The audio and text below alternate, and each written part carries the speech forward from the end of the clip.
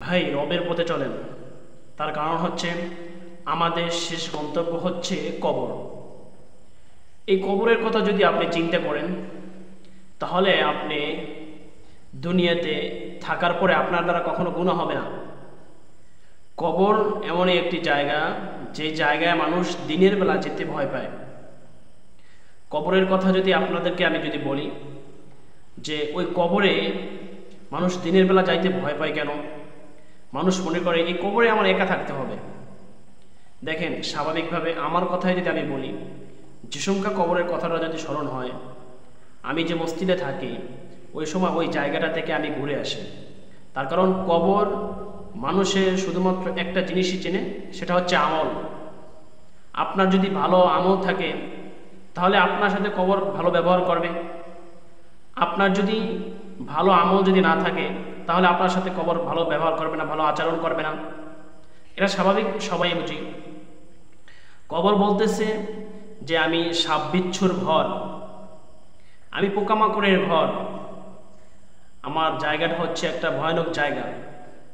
কবরে মানুষকে রাখার পরে আমাদের এই যে হাড় আছে না, দুই পাঁচার যে হাড় আছে না, এই হাড় এমন চাপ দিবে, দেওয়ার পরে এক পার্চার হাড় অন্য পার্চা চলে যাবে। বলতেছে কবর যে আমি এমন একটি ভয়ঙ্কর জায়গা ঘর। হযরত আবু জাহল গিফারী রাদিয়াল্লাহু তাআলা আনহু, তিনি হযরত ফাতেমা রাদিয়াল্লাহু তাআলা আনহাকে তিনি কবরে রাখতেছিলেন। তারপরে এই কবরকে ধরে অনেক কথা বললেন যে কবর তুমি জানো যে এটা হচ্ছে হাসান হোসাইনের মা? হে কবর তুমি কি জানো এটা হচ্ছে বিশ্বনবী মুহাম্মদুর রাসূলুল্লাহ সাল্লাল্লাহু আলাইহি ওয়াসাল্লামের একমাত্র আদরের কন্যা? আবার বলতেছে হে কবর তুমি কি এটাই জানো যে এটা হচ্ছে হযরত আলী রাদিয়াল্লাহু তাআলা আনহুর স্ত্রী? কবর আল্লাহর কুদরতিভাবে জবান খুলে দিল, বলতেছে যে কার স্ত্রী, কার মা এবং কার মেয়ে আমি এটা কবর চিনব না, শুধু চিনব কি আমল। যদি তার সাথে যদি আমল ভালো থাকে তাহলে আমি তার সাথে ভালো ব্যবহার করব। যদি তার সাথে যদি আমল যদি ভালো না থাকে তাহলে আমার ব্যবহারটা ওই রকমের হবে।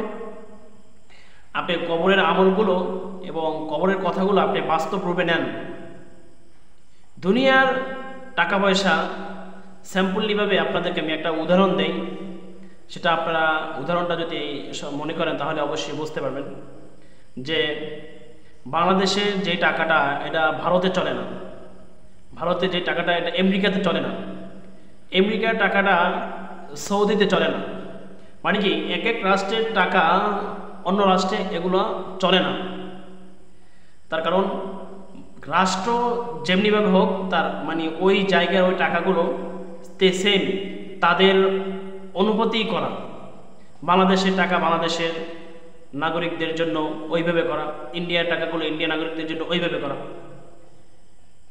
বিষয়টা হচ্ছে এটাই যে দুনিয়াতে যত গাড়ি বাড়ি টাকা পয়সা ধন সম্পদ সব কিছু আছে আপনার, কিন্তু কবরেগুলো এই টাকা পয়সা ধন সম্পদ কিচ্ছু আপনার সাথে যাবে না, শুধু যাবে কি আমল।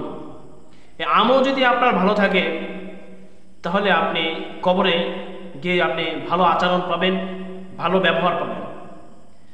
আর যদি আপনার যদি আমলই যদি ভালো না থাকে, আপনার দুনিয়াতে টাকা পয়সা ধন সম্পদ অনেক বাড়ি গাড়ির মালিক আছে, বাট আপনার আমল ভালো নাই, তাহলে আপনি কখনো কবরের কাছ থেকে ভালো আচার ব্যবহার এটা আপনার জন্য একটা বোকামি হয়ে যাবে।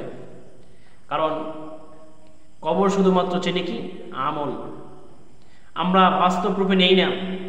কবরের সাথে কবর যে কি হবে না হবে সেটা যদি আমরা বাস্তবে রূপে যদি নেই তাহলে আমাদের মনের ভিতরে ভয় চলে আসবে।